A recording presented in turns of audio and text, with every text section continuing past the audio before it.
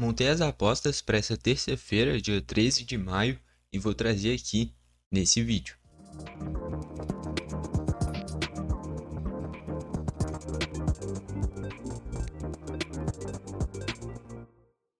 Vamos lá então, aqui já está a primeira linha de marcadores de gols na linha média de odd 2. Já queria destacar, a planilha está aqui embaixo com a especificação de cada odd e o critério usado nelas, né? Tá aqui embaixo a planilha. Destacar também que a análise dos dois melhores jogos do dia, né? Que na minha visão é Godoy Cruz e Grêmio. Grêmio e Godoy Cruz, né? O jogo na Arena. E Lanús e Vasco. Já tá aqui no canal. Tecnicamente devem ser jogos ruins, mas pela importância dos jogos foi os que eu separei para analisar mais detalhadamente todas as odds dessas partidas. É o último vídeo postado para quem quiser. E aí já ficou o aviso para você se inscrever e ativar o sininho. Diariamente está saindo 2 vídeos por dia. Esse no período da manhã, que eu trago todas as apostas para o dia. E na parte da tarde, da noite, eu trago a análise dos dois melhores jogos do dia seguinte. Tá bom? Então já vamos lá, primeiro aqui, marcador de gol no critério de odd 2, esse daqui. O gol do Daverson contra o Bucaramanga, de Iorio contra o Carabobo e o Bright White contra o Godoy Cruz. Eu tenho esse critério também de selecionar no máximo 3 linhas por múltipla, né? E, e foram esses os selecionados, mas a linha do Stigarriba, né, o atacante do União Santa Fé, contra o Mushuki Runa é uma boa linha também. Tá pagando acho que 2,60, 2,70. Ele ainda não conseguiu protagonismo nesse time do União Santa Fé, mas é um baita atacante. Na temporada passada pelo Atlético Tucumã, meteu gol a rodo. Ele fazia dupla de ataque com o Matheus Coronel. Eu fiquei até impressionado dele ter ido para o União Santa Fé, merecia ter ido para um time melhor. Tá? Não que o Santa Fé seja fraco, mas você sair do Tucumã pro Santa Fé muda pouca coisa, né? Eu achava que, tipo assim, ele poderia ir para um Independente, Argentino Júnior, pelo menos em um São Lourenço, entendeu? Mas ele foi pro Santa Fé e não é nem titular absoluto direito lá, né? Mas é um bom atacante, tá? Então quem quiser pode trocar qualquer um desses pelo Stigarriba, tá bom? É uma boa linha também. Aí a próxima são as linhas de equipes que vão vencer, na minha visão, no critério mínimo de odd 1,5. E aqui tem algumas ressalvas. Ó. Eu separei o Fortaleza contra o Bucaramanga, o Grêmio contra o Godoy Cruz e o Santa Fé contra o Mushuki Runa. Isso daí dá uma odd 3 mais ou menos.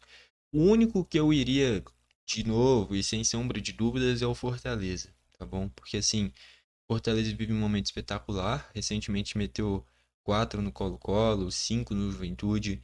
Não tem como não ir no Fortaleza, ainda mais jogando no Castelão. O meu receio é no Grêmio e no Santa Fé, tá bom? Porque o momento do Grêmio é de muita oscilação. O Grêmio não vem conseguindo controlar as partidas. Melhorou o sistema defensivo, mas não passa segurança. Tá? Então toma gol no último lance contra o Bragantino, logo depois de abrir o placar. Empata em 0 a 0 com o Atlético Grau. Os jogos do Grêmio vem tendo pouquíssimos gols, por sinal. Desde a chegada do Mano. Nos últimos 3 jogos, por exemplo, o Grêmio fez 2 gols e tomou só um também. Então, uma linha média de poucos gols nos jogos, tá? Mas jogando na Arena, ainda mais que o Grêmio na rodada passada empatou com o Atlético Grau e o Godoy ganhou do Esportivo Luquenho. Então, o Grêmio precisa vencer se quiser ficar em primeiro. Então, é um jogo importantíssimo. E o do Santa Fé, cara, o Santa Fé joga em casa na Argentina e vai enfrentar um Chuquiruna do Equador.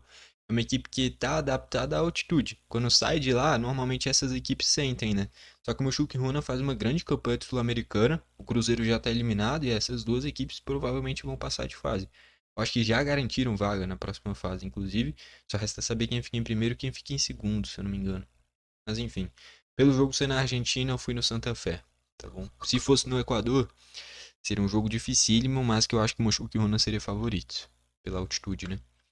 E aí a variação é o menos 1,5 do Fortaleza, do Grêmio e do Santa Fé. O único que eu olho e falo, eu acho que vai bater, é o Fortaleza, tá? O Grêmio, por não fazer muitos gols, e o Santa Fé, por ser um jogo muito equilibrado, acho que pode ser mais difícil, tá? Mas o Santa Fé joga na Argentina, e o Mushoku Runa é uma equipe equatoriana. Normalmente essas equipes, quando saem da altitude, sentem muito, né? Vamos ver como é que vai ser esse jogo. Mas o que eu mais confio aqui é o Fortaleza. Pra mim, o grande favorito do dia é o Fortaleza. Aí a gente vai para os critérios de odd 1,25 e aí é no mínimo 3 coisas selecionadas para dar a múltipla uma odd 2 pelo menos. Selecionei aqui gol do Sporting Cristal contra o Cerro Porteño, gol do Puerto Cabello contra o Melgar e um desarme do Soul contra o Las Palmas. Isso daí deu mod 2 mais ou menos. Sporting Cristal vai pegar o Cerro vem tomando gol quase que todo o jogo, até em casa contra o Bolívar tomou gol, contra o Palmeiras também, o Palmeiras era meio provável mesmo, mas é um Sporting Cristal que vai jogar lá no Peru, acho que faz ao menos um golzinho. Puerto Cabello acabou de meter 4 no Vasco, o Vasco tinha metido 3 no Melgar, então um gol do Puerto Cabello eu gostei, jogando na Venezuela, e um desarme do Soul, ele vem jogando, quando joga no time do Sevilha com mais liberdade, chegando mais à frente, mas é um cara de característica, ele é de um segundo volante. Ele jogou assim no Frankfurt, por exemplo. E sempre que ele joga, ele vem recuperando bastante bolas. Gostei dessa linha. Esse cara de meio de campo. Tem o Gudeli também, volante, se eu não me engano, da Sérvia. Só que ele é bem um primeiro volante. O Sol tem essa liberdade mais para chegar à frente. Vai do que você achar melhor. Tanto o Gudeli quanto o Sol são linhas boas. Também tem o chute do Januzaj. Aquele mesmo ex de United, tá no Las Palmas. Também paga pelo menos 1,25. Tem 3 linhas boas nesse jogo do Sevilha. O Sol, o Gudeli, as duas de desarme. E um chute do Januzaj. São todas as linhas, na minha visão, boas, tá bom? E aí a variação é o mod 15, mais ou menos, que é 2 gols do Sporting Cristal, 2 do Puerto Cabello e 3 desarmes do Sol, tá? Aí a gente vai pra próxima, que é a variação da variação das linhas que eu mais gostei. Então eu separei aqui 3 desarmes do Sol, na odd 5,50, né? 3 gols do Puerto Cabello na odd 7. Puerto Cabello acabou de meter 4 no Vasco. Quem faz 4 no Vasco pode fazer 3 no Melgar. E o menos 2,5 pro Fortaleza, vencer por 3 gols. Nos últimos 2 jogos isso aconteceu. Vamos ver aqui. Nesse duelo agora contra o Bucaramanga. Tá bom? Esse daí deu mod 200, mais ou menos. Aí a gente vai pra próxima. E agora já é NBA. Critério de odd 2 para linha de pontos. São 10 pontos do Obi Toppin e 10 pontos do Aaron Wiggins. O Obi Toppin fez no último jogo uma grande partida contra o Cleveland, onde o Indiana passou o carro. Se o Indiana vencer esse jogo, acabou essa série. Então a tendência é... Eu acho que o Cleveland vence dessa vez, jogando em casa, para deixar a série viva, tá bom? Por mais que eu goste bastante do Indiana, eu tô torcendo pro Indiana, mas eu acho que o Cleveland vence esse jogo. E em Denver e Oklahoma, o Aaron Wiggins vai jogar em casa, um cara que sempre vem bem do banco, tem a bola tripla. Um cara que agrega bastante vindo do banco, tá bom? Aí a variação aqui, ó, 15 de cada um, deu mod 49. Aí a próxima, linha de odd 1,50 de pontos, 15 pontos do Miles Turner e 10 do Aaron Gordon. Esses dois caras vêm sendo muito importantes, tanto pro Indiana quanto pro Denver. Nesses playoffs, eu diria que depois do Haliburton, o principal jogador do Indiana é o Miles Turner. Talvez até o Miles Turner um pouquinho mais do que o Haliburton. É porque acho que foi no jogo 2, né, que o Haliburton teve um game winner espetacular. Mas no último jogo, o Miles Turner é inspiradíssimo. Meteu, tipo, em questão de 2 minutos, meteu 3 bolas triplas, um aproveitamento espetacular. Tá jogando muito o Miles Turner. E o Aaron Gordon faz um playoff espetacular também. Foi fundamental na eliminação do Clippers. Nessa própria série já teve game winner, né? Nos segundos finais fazendo bola tripla. Enfim, o Gordon tá jogando muito bem. 15 pontos eu gostei. Ele vem sendo talvez até mais importante do que o Jamal Murray nesses playoffs. Algo que é impressionante. Aí a variação, né? 20 de cada um, é o mod de 10. A questão é que os dois vão jogar como visitante dessa vez. Então as duas equipes entram como zebras. Vamos ver como é que vai ser, né? Aí a próxima aqui, linha de assistências nesse critério de odd 1.5. Separei aqui 5 do Donovan Mitchell contra o Indiana. E aí 3 do Aaron Gordon e 5 do Jalen Williams. Cara, eu fico receoso aqui do Donovan Mitchell, tá? Porque o Donovan Mitchell é disparado o principal jogador, principal pontuador desse time do Cleveland.